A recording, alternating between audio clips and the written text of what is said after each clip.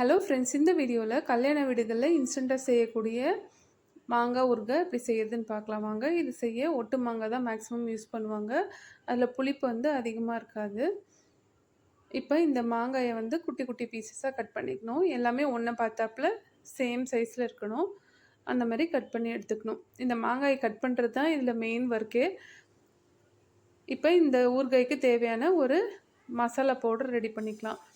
இதுக்கு ஒரு சூடான பேனில் ஒரு ஸ்பூன் அளவு வெந்தயம் சேர்த்துக்கலாம். வெந்தயம் 10 செகண்ட்ஸ் வரப்பட்டதும் இதில் 1/4 ஸ்பூன் அளவு கடுகு சேர்த்துக்கலாம். பேன் சிம்மில் தான் வச்சு நம்ம வறுத்துக்கணும். ஹையில் வச்சிங்கன்னா வெந்தயம் நல்லா கருகி அந்த டேஸ்ட்டையே கெடுத்துடும்.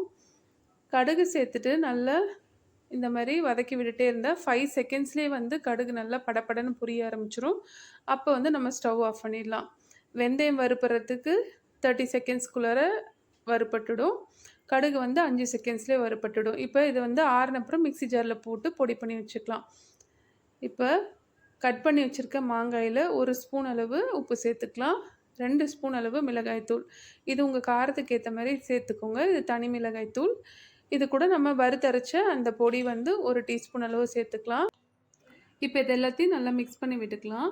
இது இன்ஸ்டண்ட்டாக செய்கிற ஊறுகான்றதுனால உப்பு காரம்லாம் நம்ம கொஞ்சம் எக்ஸ்ட்ரா சேர்க்குற மாதிரி தான் இருக்கும். எல்லாத்தையும் மிக்ஸ் பண்ண அப்புறம் நம்ம இதுக்கு ஒரு தாளிப்பு கொடுத்துடலாம். தாளிப்புக்கு நல்லெண்ணெய் யூஸ் பண்ணிக்கணும். நல்லெண்ணெய் யூஸ் பண்ணால் நல்ல டேஸ்ட் கிடைக்கும்.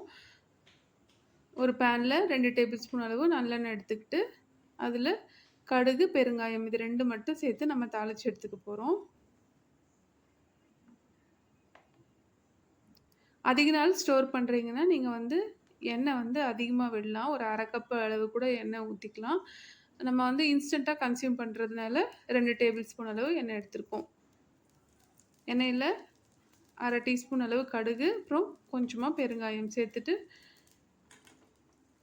டக்குன்னு இதை ஆஃப் பண்ணிவிட்டு நம்ம சூடான எண்ணெயை அந்த ஊறுகாயில் சேர்த்துக்கலாம்.